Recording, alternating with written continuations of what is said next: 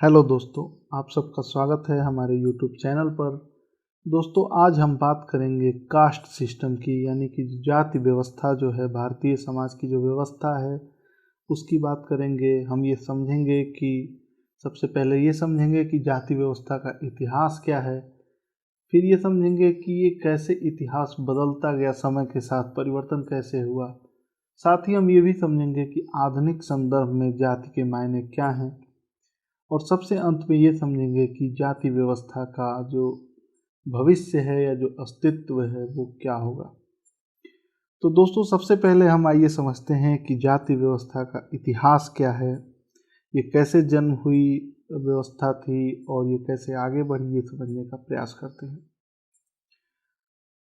दोस्तों, भारत जो देश है, जो आज जो हिस्सा पाकिस्तान में है, कुछ हिस्सा जो सिंध वगैरह का, और इधर जो हरियाणा है, राजस्थान है और गुजरात है, वहाँ पर किसी ज़माने में आज के लगभग 5000 साल पहले सिंधु घाटी सभ्यता हुआ करती थी।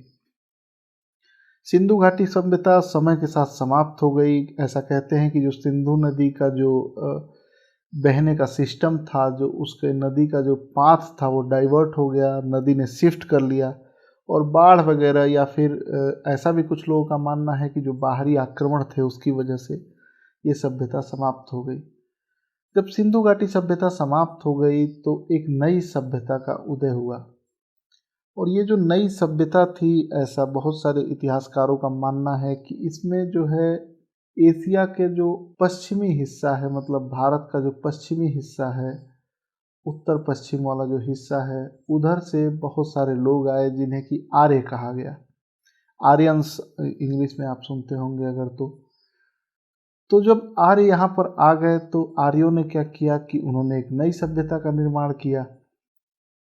दोस्तों, वो सभ्यता जो थी वो थी अर्ली वैदिक पीरियड, मतलब आरंभिक वैदिक काल वाली सभ्यता। इसका समय जो है सिंधु घाटी सभ्यता के बाद का समय है, और ईसा पूर्व 1500 या 2000 साल पहले के लगभग का समय है।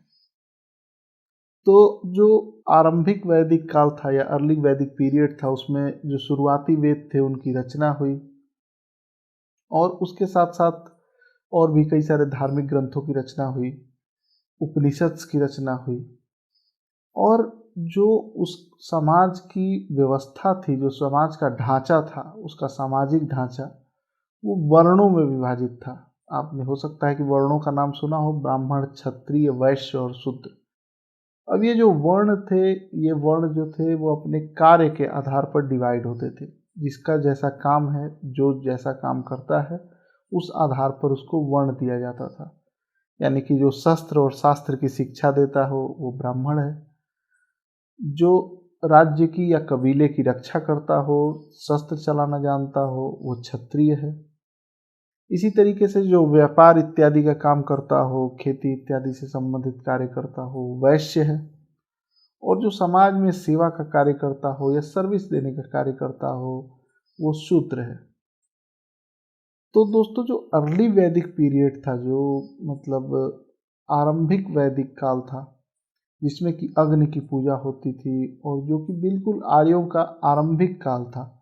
और ये जो इसका भूगोल जो है, वो भौगोलिक जो स्थिति है वो मैं आपको बता दूं, ये सिंधु घाटी सभ्यता जहाँ पे विकसित हुई थी, ये ठीक ठीक उसी जगह पे आसपास उसके सभ्यता विकसित हुई थी। और यहाँ से फिर बाद में लोगों ने पलायन करके आज जहाँ पे उत्तर प्रदेश है, बिहार है, जो उत्तरी भारत का पूरा जो पट्टी है, गंगा और यमुना के बीच का जो दोआब मैदान है, वहाँ पे फिर विकसित हुआ, जिसे हम लेटर वैदिक पीरियड या बाद का जो वैदिक काल कहते हैं। अब बात करते हैं, फिर से वहीं पहले बात पे पहुँचते हैं कि जो आरंभिक वैदिक काल है, उसमें जो सभ्यता विकसित हुई थी वो दरअसल जन्म के आधार पर नहीं थी, वो कर्म के आधार पर थी। यही नहीं बल्कि उसमें कोई यदि व्यक्ति है जो शास्त्रों का ज्ञान लेता है या फिर शस्त्र चलाना सीखता है, तो वो अपने वर्ण परिवर्तन भी कर सकता था।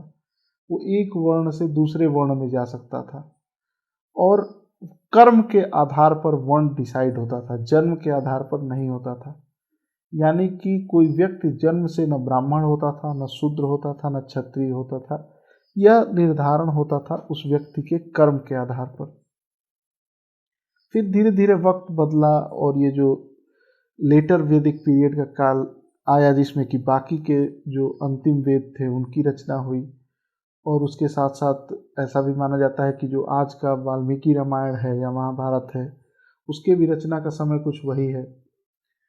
तो उस समय क्या हुआ कि जो ये वर्ण थे, इस वर्ण में जैसे कि जो वैश्य है वर्ण है या फिर क्षत्रिय है, तो वैश्य वर्ण में कोई मान लीजिए कि घड़े बनाने का काम करता है, कोई सोना बनाने का काम करता है, कोई किसी और काम में कृषि में है, या कोई किसी और काम में है, मिठाई बनाने का काम करता है।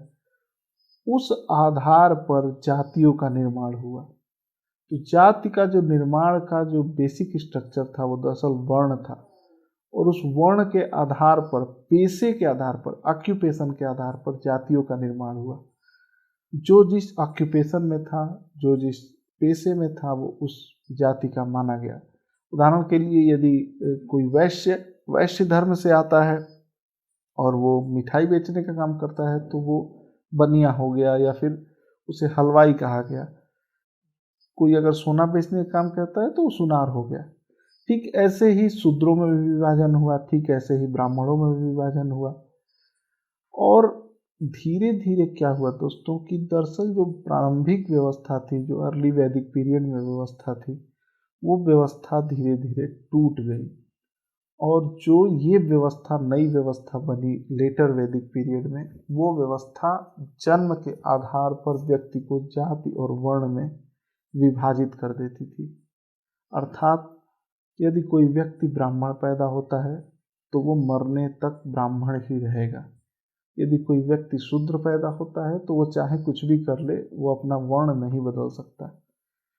तो ये जो व्यवस्था थी, ये व्यवस्था बहुत ही शोषण का भी भविष्य में कारण बनी, और वैज्ञानिक सोच के आधार पर नहीं थी, क्योंकि इसमें पेशा को चुनने की आज़ादी खत्म हो गई थी। आप ऑक्यूपेशन चूज नहीं कर सकते थे, आप अपने ऑक्यूपेशन से बंधे हुए थे बाय बर्थ। जन्म के आधार पर पेशे का चुनाव करना होता था, इच्छा या कर्म के आधार पर नहीं। धीरे धीरे ये चीज़ें आगे बढ़ती गईं और इसने एक व्यवस्थित और संगठित जाति व्यवस्था का रूप ले लिया। अब जो व्यवस्था कर्म के आधार पर थी, बात करते हैं अगर अर्ली वैदिक पीरियड की, तो उसमें कर्म के आधार पर ही भेदभाव होता था, योग्यता के आधार पर भेदभाव होता था। यदि कोई व्यक्ति जो कि सबसे पढ़ा लिखा है, सबसे योग्य है और त्याग करता है, तो उसे ब्राह्मण कहा जाता था, उसे ज़्यादा सम्मान मिलता था। यदि कोई व्यक्ति पढ़ा लिखा नहीं है, वो सिर्फ सेवा का काम करता है, तो वो शूद्र कहा जाता था और उसे कम सम्मान मिलता था। लेकिन जैसे ही ये व्यवस्था जन्म के आधार पर हुई, हुआ ये कि व्यक्तियों को प्रिविलेज मिलने लगा, विशेषाधिकार मिलने लगा जन्म के आधार पर, और कर्म की महत्ता कम से कम होती चली गई, क्योंकि व्यक्तियों के पास पेशा चुनने की आज़ादी नहीं थी। और जो अर्ली वैदिक पीरियड में सम्मान देने वाली बात थी कि ब्राह्मण को अधिक सम्मान मिलेगा, शूद्र को नहीं मिलेगा, या फिर उसे शिक्षा पर्याप्त नहीं मिलेगी, उसे सामाजिक रुतबा नहीं हासिल होगा, वो जो चीज़ एक कर्म से जुड़ी हुई चीज़ थी, वो जन्म से जुड़ गई, और ब्राह्मण को जन्म के आधार पर सम्मान मिलने लगा, और किसी दूसरे वर्ग को या दूसरी जाति को सिर्फ इस आधार पर सम्मान नहीं दिया गया, उतना सम्मान नहीं दिया गया क्योंकि वो दूसरी जाति का है। तो यह व्यवस्था, जो कि एक वैज्ञानिक बुनियाद पर बनी हुई व्यवस्था थी, ये दरअसल बाद में जाकर बहुत बिगड़ गई और अवैज्ञानिक सोच लेकर आगे बढ़ने लगी। समय गुजरता गया, भारत पर पहले विभिन्न राजाओं ने शासन किया, ये व्यवस्था बनी रही। फिर बाद में बाहर से कई सारे आक्रमणकारी आए, मुगल्स आए, जो कि यहीं पे रह गए और भारत में उन्होंने काफ़ी काम किया। उनके समय में भी जाति व्यवस्था पूर्ववत रूप से बनी रही, हालांकि लोगों का जीवन स्तर बेहतर था।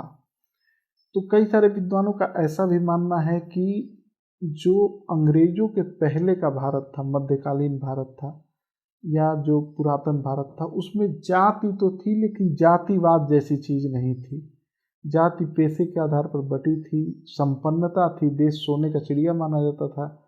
आखिर आप समझिए इस बात को कि जब अंग्रेज यहाँ आए हमारे यहाँ 1601 में, तो ग्लोबल जीडीपी में भारत का शेयर 24% था। तो भारत में संपन्नता थी। इस संपन्नता के कारण हालांकि जो एक जाति व्यवस्था थी वो सामाजिक बुराई थी, लेकिन फिर भी वो छुप जाती थी। जब अंग्रेज आए तो उन्होंने पहले तो देश को समझा, इसके सामाजिक ढांचे को समझा, और फिर क्या किया कि उन्होंने बांटो और राज करो की नीति अपनाई। और ये नीति न सिर्फ धार्मिक आधार पर हुई बल्कि जातिगत आधार पर भी हुई। जो जाति व्यवस्था पेशे के आधार पर थी और उसमें सामाजिक बुराइयां थी, उसे और उभारा गया और गलत इतिहास पढ़ाया गया, लोगों को आपस में लड़ाने की बात की गई, बांटने की बात की गई। उसका बहुत दूरगामी परिणाम निकला। अंग्रेज जो थे उन्होंने कई जातियों के जो दलाल थे उनको उनका नेता बना दिया। ऐसा कहा गया कि आप अपने तुष्टीकरण करिए, आप मार्जिनलाइज सेक्शंस को, जो कमज़ोर वर्ग है, शोषित वर्ग है, उसको एक तरीके से उन्होंने समाज से अलग थलग करने की कोशिश की, आपस में जो है बंटवारे का जन्म दिया। और आज़ादी के बाद ये चीज़ देखी गई कि जो भारत का संविधान बना, जो कि बराबरी की बुनियाद पे बना, और बाबा साहब अम्बेडकर, जवाहरलाल नेहरू, महात्मा गांधी जैसे महान लोगों ने मिलकर इसे बनाया, वो भी जातिगत बराबरी लाने में असफल रहा। जाति राजनैतिक तौर पर भले ही या संवैधानिक तौर पर बराबरी व्यक्ति को मिल गई हो, लेकिन सामाजिक तौर पर बिल्कुल भी बराबरी नहीं मिल पाई। यदि हम वर्तमान संदर्भ में जाति की बात करें तो एक तो जाति आधारित भेदभाव बहुत बड़ी चीज़ है, जिसे समाप्त करने के लिए राजनैतिक, सामाजिक और आर्थिक रूप से कई सारे कदम उठाए गए हैं। वर्तमान संदर्भ में आरक्षण जैसी चीज़ भी, कई सारी चीज़ों पे चर्चा होता रहता है, लेकिन जो जाति है वो समाप्त नहीं हो रही है। और इसने भारतीय लोकतंत्र का बहुत हद तक भला भी किया है। जो प्रोफेसर रजनी कोठारी थे, जाने माने जो राजनीति शास्त्री थे, और centre for studying and developing society जो CSTS है उसके संस्थापक थे। इसके अलावा जो भारत के, आज़ाद भारत के सबसे बड़े वो राजनीति शास्त्री माने जाते हैं प्रोफेसर रजनी कोठारी साहब, उन्होंने कहा था कि जाति जो है वो भारत को एक मॉडर्नाइज नेशन बनाने में और प्रगति करने में एक महत्वपूर्ण भूमिका निभा सकती है। और वो कहते थे कि और भी कई सारे राजनीति शास्त्री ऐसा बात कहते हैं कि जो दो इंडिया में डेमोक्रेटिक वेव्स आई हैं वो दरअसल जाति के आधार पर आई हैं। पहली जो वेव थी, जो कहा गया कि समाजवादियों ने लाया, और उसमें कहा गया कि जो पिछड़ी जातियाँ थी, OBC वर्ग था, वो उसकी वेव थी। फिर दूसरी वेव जो कांसीराम और उनके जैसे कई सारे दलित नेताओं के द्वारा लाई गई, वो सेकेंड डेमोक्रेटिक वेव कहा गया। तो जाति ने बहुत सारे जो पिछड़े समाज के लोगों का भला भी किया है, और उन्हें एक सामाजिक और राजनीतिक रूप से उन्हें एक इकट्ठा करके, संगठित करके एक ताकत के रूप में भी बदला है। लेकिन वहीं दूसरी तरफ जाति ने सामाजिक रूप से बंटवारे को भी जन्म दिया है। अगले कम से कम 150 सालों तक जाति समाप्त होती दिखाई नहीं देती, क्योंकि ये न सिर्फ शहरों में, न सिर्फ गांव में, बल्कि शहरों में भी एक बहुत बड़ी समस्या बनती जा रही है। लोगों के अंदर जातिगत भावनाएं पहले से कम नहीं हुई हैं बल्कि बढ़ी ही हैं। तो जाति का भविष्य क्या होगा ये कहना मुश्किल है, लेकिन जाति जाति हुई नहीं दिख रही।